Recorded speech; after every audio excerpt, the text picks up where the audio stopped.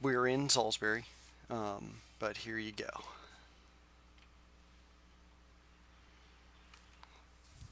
So um, let me get comfortable here. So pretty much what you're seeing is uh, there is hundreds and hundreds of these ground boxes that we have locations. Um, Orange, again, orange is what we're in full control of, being a we're a public utility. It is ours on both ends in the ground too. So here in Salisbury, it's kind of it's a relatively it's the largest city on the Eastern Shore, I think.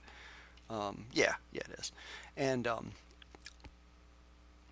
you'll see there's kind of two sections of town that we're in, which is at first glance might look a little strange. Uh, this is downtown. This is kind of where we started the company, and it's like our very first customers were like over in this area. Um, this is where people live, and there's like mom and pop type businesses. There's you don't see down here. You don't see a ton of big box style businesses. Now you head up to the north end of town, and this is where you're going to see your WalMarts, your Targets, your uh, mattress stores. I don't even understand how there's 14 different mattress stores um, up there. So, and I don't understand who's buying that many mattresses. It's sort of silly. But red means it's a leased fiber, and over our leased single fiber, we never get a pair. We always run single fiber, passive DWDM, and that would allow us to expand because the provider, pretty much most folks are going to get fibers in twos, so we almost guarantee that we have a spare in that cable if we ever did want to double down. But in this instance, we're actively building to connect our two networks that will be connected without that DWDM ring that we have there.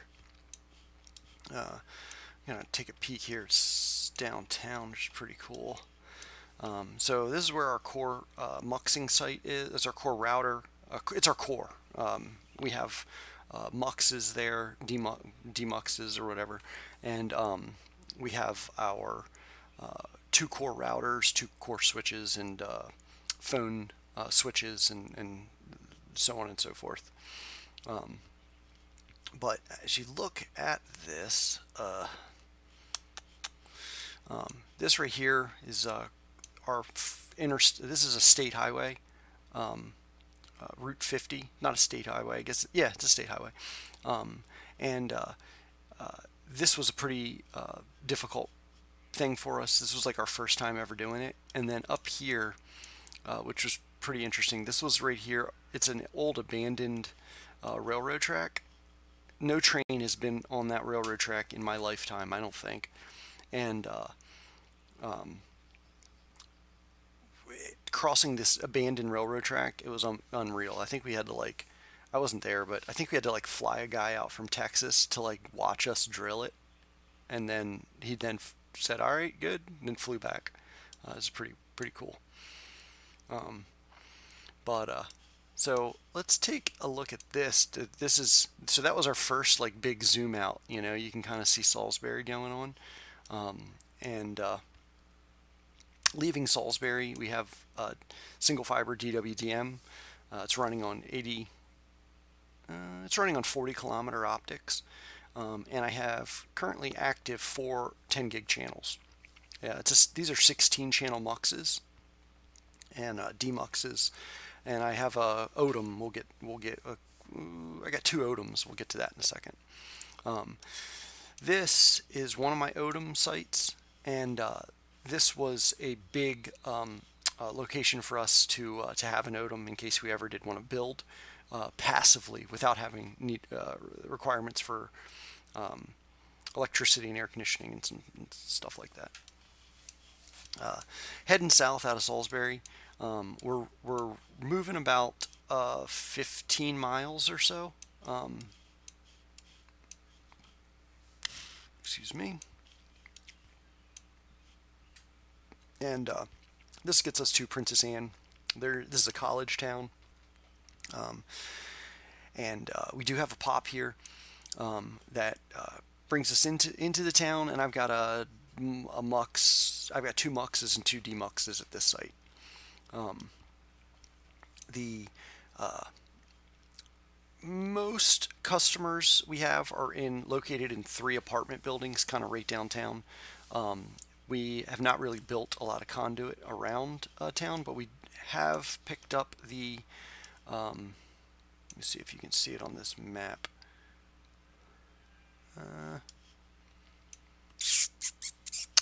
Right here. This entire housing complex, 375 units or something like that. We did win the bid for this, so we will be building fiber out of our pop there. Other than that, most of the customers are in the industrial park that just required like SLAs and latency and stuff like that. So we are DWDM passing this location, and we actually just leased 1 fiber that brings us up into the industrial park, and I assigned that to a just GPON. We have a single PON there serving 6 customers, I think. Six customers, yeah. So what we're using that site for, we also have a MUX coming out of there that's taking us down the street. And I have set an ODM here. Now this, weird that you don't see this because it's been there for a long time, but this is a 90 unit apartment complex, and you've seen me doing a bunch of work there, fix their 911 thing and a bunch of other stuff. But we are serving that out of the pop there. Then we have another MUX that's taken us out of our pop south about another 15 miles. And that's bringing us down here to the town of Pocomoke, Pocomoke City. And here we've started deploying street by street to get us out of our pop, which is located right here. Leaving there, we've got 5 96 count cables. We are coming in with 4x10. We bring 4x10 on our muxes, even though they're 16 channel muxes. We do not use that kind of bandwidth. It is mostly for optical redundancy and switch port redundancy maybe, and really no real purpose just yet. I mean, eventually it will be. Yellow here is indicates it's like planned build, or it's permitted, or it's not actually in the ground just yet. And I think, not sure, there's a water tower somewhere over here. And at that water tower, we're actually going to be peering up with one of our fiber. They have fiber south and east of this location, and we're not really like competitors, I guess, but we're not in each other's territory, so we're close. This will be the first time we've ever actually touched networks, and I think we're gonna fire up a 100 gig BGP peering session, or multiple 10s or something like that, so that we can not transit each other's traffic, but announce our IPs to each other, just for local traffic, because as we both grow, it'll eventually just be more of that local traffic. Leaving Pocomoke City here, we're going to be leasing a fiber from that provider in a trade scenario, which is going to take us to Snow Hill, and this will be the next town that we are permitted to build out. And once we get to Snow Hill, we are going to be hopefully getting a fiber that takes us back to Salisbury, so that we can have this nice DWDM ring. In worst case scenario, we are going to OSPF all sites have OSPF, and we are going to take us up to Berlin, leave Berlin, and take us back to Salisbury. So that'll give us the ring that we're looking for. And another one, it's unfortunate, is not unfortunate. It's just out of the way a little bit. We're going to be coming out of Princess Anne, and we're going to drop a fiber down here to Crisfield, and we picked up a contract on a 300 unit housing apartment complex. So that's kind of that as we are right now. Now, what you'll notice is there's this little tiny town up here in Denton that's isolated. That's about an hour drive. And up here, we have a 10 gig circuit that brings us into town, and we built out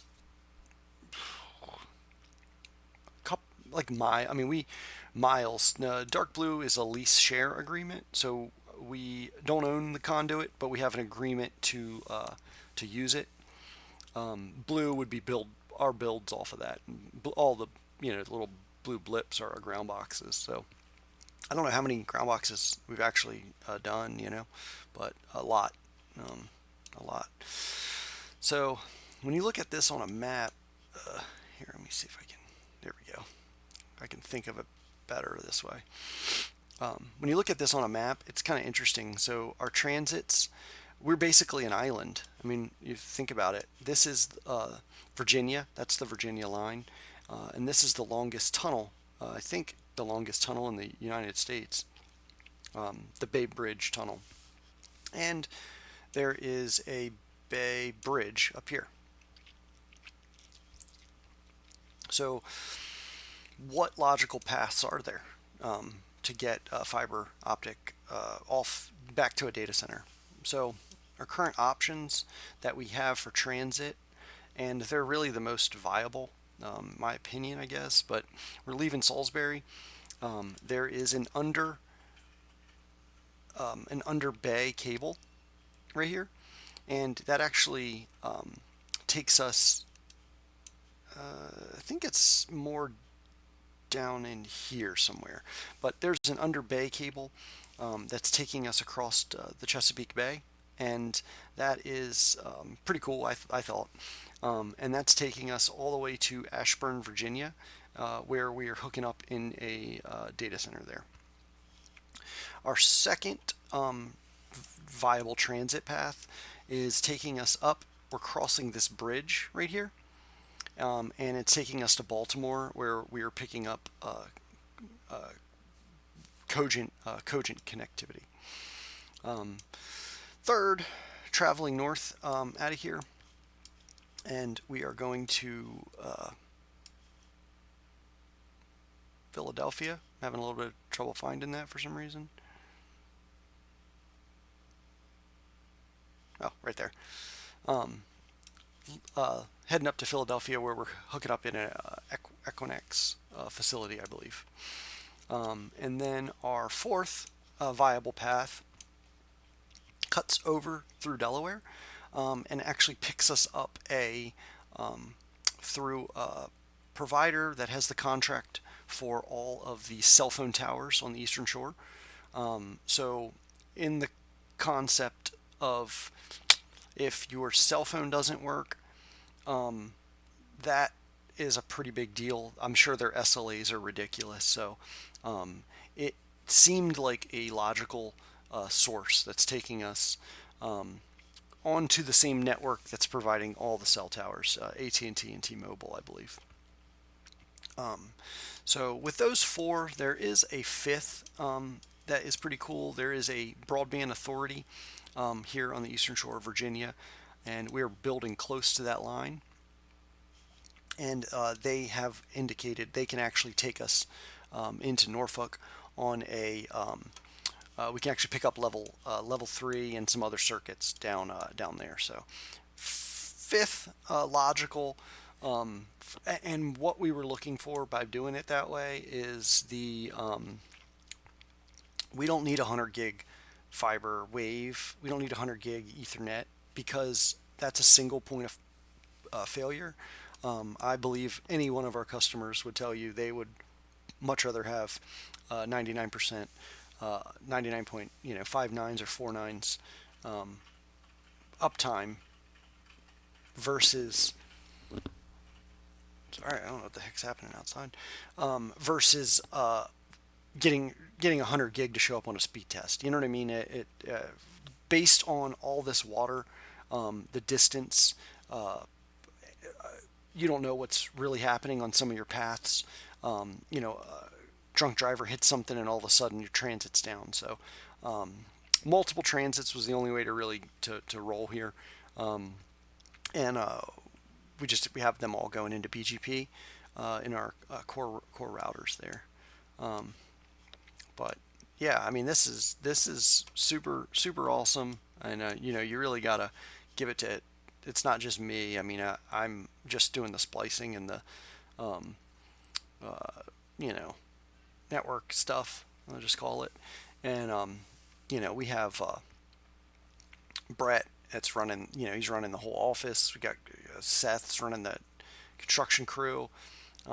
We've got drillers. We've got Chucky is like a jack of all trades. We've got Kirk. God knows what Kirk does.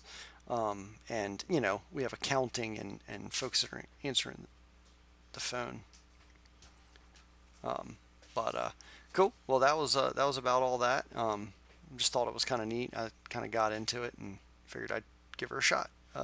See if I can make a video out of it. So if anybody stuck around to the end, thanks for watching.